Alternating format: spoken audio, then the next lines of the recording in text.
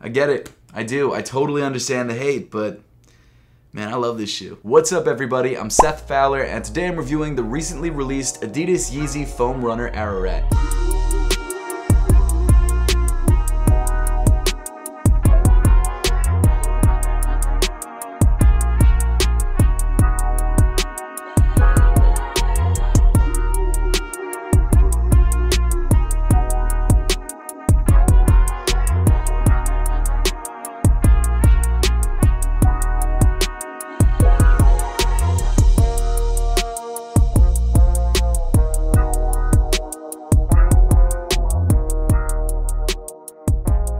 I'm serious, I get it, I totally understand the hate, but I can't get over how much I like this shoe. The YEEZY Foam Runner Ararat released on June 26th in the United States only as a YEEZY Supply exclusive for a retail price of $75, but I bought my pair off eBay for the resale price of $318. Shout out to my new eBay friend. And while that's a lot of money, I kind of think it's worth it. This is the very first YEEZY Foam Runner, and as of right now, it's the only colorway it released in extremely limited quantities, and it's only available in the United States. Until this shoe either restocks or more colorways come out of the YEEZY Foam Runner, I think the resale price is going to hover between $250 to $300, which I totally understand is a lot of money, especially when the shoe retailed for just 75 bucks. If you decide that you want to grab a pair of these but not pay the crazy resale price, I would probably wait until new colorways come out, because at least then you could try and grab another pair for retail, and if you can't, resale prices should drop. If, however, you're like myself and you couldn't wait to grab a pair, I've left an affiliate link to GOAT in the top of the description, if for nothing else than just checking the resale prices or maybe grabbing a pair for yourself. But I definitely think in the near future we're going to be getting a lot more colorways and probably a restock of this colorway worldwide. As you could probably tell from the name, Kanye is continuing his biblical naming of Yeezys, and this shoe is called the YEEZY Foam Runner Ararat. Biblically, Ararat is where Noah's Ark ended up after the flood, and I think there's no coincidence that this shoe kind of looks like an ark or a boat of some kind. This shoe in general is just so wild and so futuristic, and I know it doesn't look like something that I would like. In fact, it looks like something I'd probably hate, but I don't know, there's just something about this. Maybe it's not how it looks, maybe it's what it stands for and what it means for the future of footwear, but I'm just really into this shoe. But before we move any farther with the sneaker itself, let's take a look at the box, because Kanye did change things up a little bit. At a glance, the brand new YEEZY Foam Runner box does look pretty similar to other YEEZY boxes, except for the fact that it doesn't have any printing anywhere on the outside of the box. It's definitely smaller than most of the other YEEZY boxes that you're used to, and it's probably closest to the YEEZY Slides box. And what's interesting about this box is that it's not actually a pullout like most of the other Yeezys.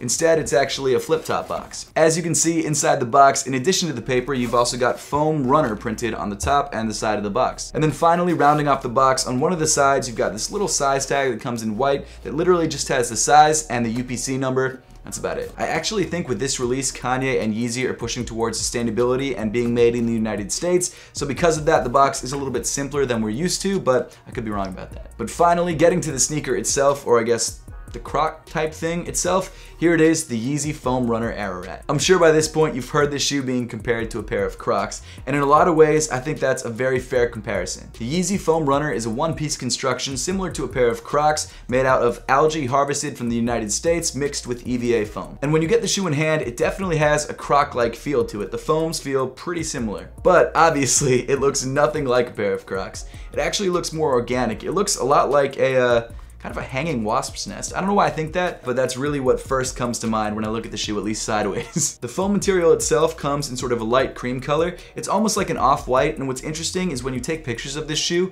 in some pictures it looks completely white, and in other pictures it looks like a very light tan. It's one of those weird Yeezy colors that just looks completely different in pictures than it does in real life, and I'm fine with that because it really kind of changes based on the lighting that you're looking at it in. The foam also has this interesting light texture to it. It reminds me a lot of like a painted wall. I know that's a weird comparison to make, but it has that sort of very lightly dimpled texture, and I don't mind it. Aesthetically, the shoe is wild, and it's very futuristic. But what I like about it is that it incorporates a lot of design details from other sneakers in the Yeezy line. In my opinion, this shoe kind of looks like what would happen if you mashed a Yeezy 700 V3 with a Yeezy 500 and then made it foam. And as much as the little dots on the side of the sneaker really skeeve me out on a pair of 380s, I think that the way that they're molded into this foam and the way that they're actually shaped really doesn't give me that problem at all with this shoe. I've got to say, I actually really love the movement and the shape that these holes create. It really gives this shoe a very wave-like look, and it looks super futuristic and organic, and I'm here for it. I love it. It's really amazing to me what the Yeezy team did with one piece of foam and how crazy they made it look.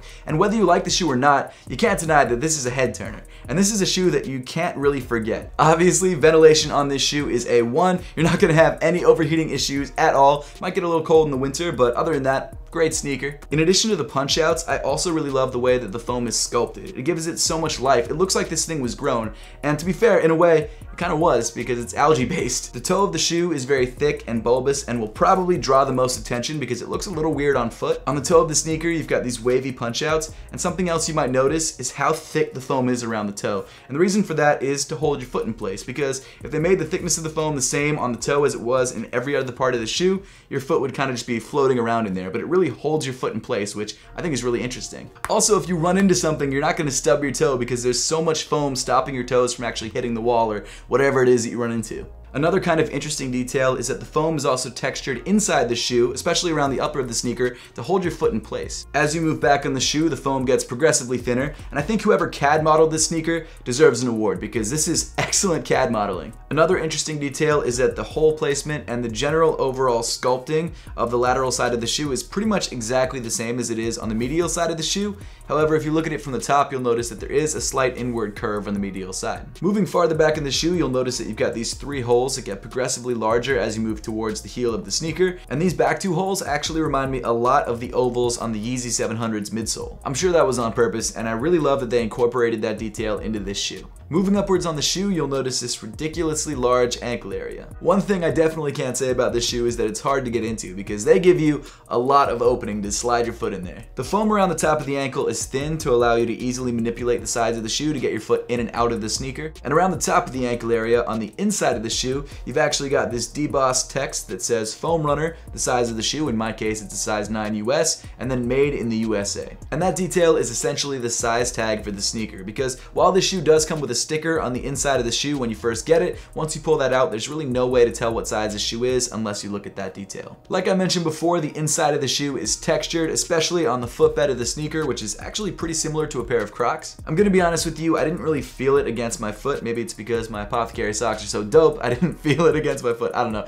It wasn't that intense of a texture to where it really made a difference. But getting to sizing and fit of the Adidas Yeezy Foam Runner, this shoe is interesting because unfortunately the Foam Runner only comes in full sizes. I was lucky because I was a size 9 and a size 9 is a full size, so I was able to go with my true size. But I will say if you have a half size, you might want to go up half a size. And the reason I say that is because this shoe does seem to fit a tad small. So actually, if you go up half a size, like if you're a size 8.5 and you grab a size 9, it might fit you perfectly. I gotta be honest though, that grabbing my true size didn't really cause me any problems, and I'm happy that I went with a size 9 because it fit me fine. But as I always suggest, if you have the chance to try this shoe on first before you buy it, which I totally understand is really difficult, especially with the Yeezy Foam Runners, I would definitely still do it just to make sure the sizing that you're grabbing is right for you. As far as comfort goes, I was relatively impressed. It still feels like a foam sneaker, like it still kind of feels like a pair of Crocs, but the foam does seem to compress a little bit more underfoot than I expected, so it did seem to have a softer underfoot feel. I am actually planning to do a follow-up video on this video after wearing the shoe for like a week or 2 weeks, so I'll definitely be able to let you know what comfort is like after it's kind of compressed a little bit more and how the sizing really feels after wearing this shoe for like a couple weeks. Then moving around to the back of the sneaker, you get to the highest point of the shoe, which is the heel, which could also act as a pull tab. The heel area of the shoe is also swept up like a pair of 380s, and I've got to say that definitely makes walking in this shoe a little bit easier. And then finally moving to the bottom of this one-piece construction sneaker, you've got this interesting herringbone style traction pattern. Even the herringbone style traction pattern on the bottom of this sneaker seems super organic, and I think there are actually a couple reasons for that. One is that it just fits with the style of the sneaker, which makes sense, and two, I think there was actually some molding or manufacturing constraints. This shoe is made up of one piece of material, and based on the injection point right there at the toe, which is where they inject the material into the mold, I would assume that this is an injection molded shoe. When you create something in an injection injection mold that's one piece like this, you have to have multiple actions. And what actions are the pieces of metal or pieces of material that are inside the mold that have to be removed in order to remove the shoe. And because of that, you actually have to design into your design things called draft angles, which allow those pieces of the mold to be removed. The need for drafting obviously varies depending on the stiffness of the material and how hard it is to actually pull a piece of the mold out, but no matter what you're creating, even if it is a soft piece of foam like this, you always have to have some kind of drafting. I said all that to say this, and it might not be that important now that I'm thinking about it, but